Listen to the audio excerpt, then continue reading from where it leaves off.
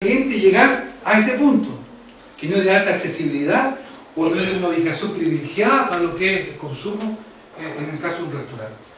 Y llegamos hasta la alianza estratégica entre la empresa y los clientes, con la co-creación de valor, donde un cliente solo participa aportando ideas. Decida usted, personalización, relación e integración. ¿Cuál es su propuesta para que su negocio tenga más rentabilidad? Pero tiene que elegir uno. Y la que elija lo tiene que hacer. Ricardo Cabanas, que es el profesor de este taller que está orientado a la gestión empresarial, ¿verdad? Y que está realizando Artigec asociado con CIDEL a través de Corfo.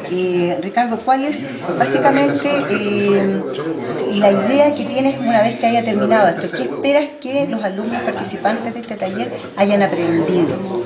Excelente pregunta. El desafío es que el empresario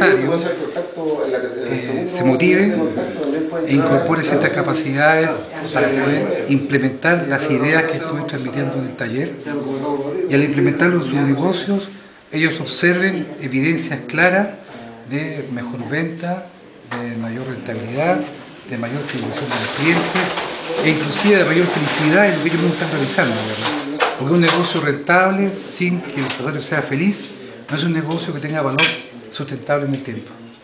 La mayoría de las personas que nos encontramos en este taller somos microempresarios, son MIPYMES. ¿Y cómo se puede aplicar estas teorías, que obviamente ya no son tan teorías porque son aplicadas y comprobadas, pero a un nivel más de empresas de mayor envergadura?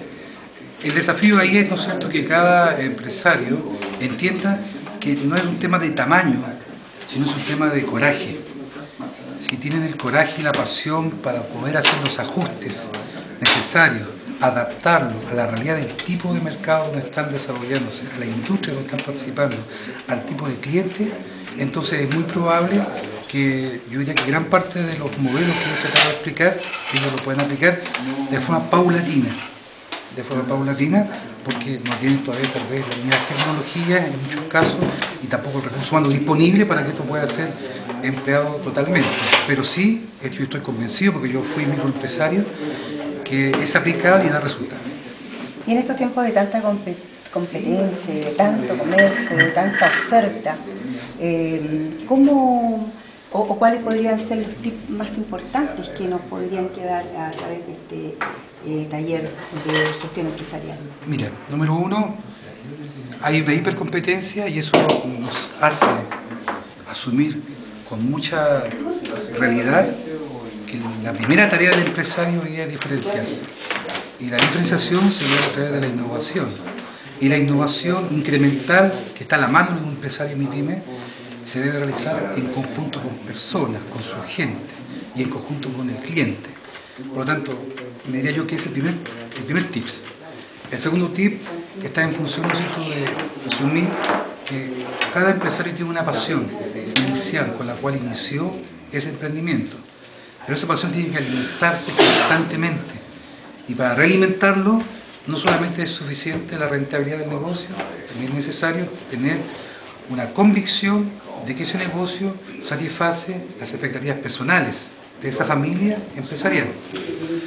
Y finalmente, un tercer tips está en función, ¿no es cierto?, de entender que todo aquello que parece innovación como letra rimbombante y abstracta, un empresario es el primero en poder liderarlo y aplicarlo, porque él tiene la capacidad de pasar desde el conocimiento al dinero o a la ganancia, y eso es innovación, entendiendo que hablamos inicialmente de innovación incremental, porque la disruptiva evidentemente requiere de un proceso de mayor inversión y de más tiempo. Muchas gracias, profesor Ricardo Cabanas.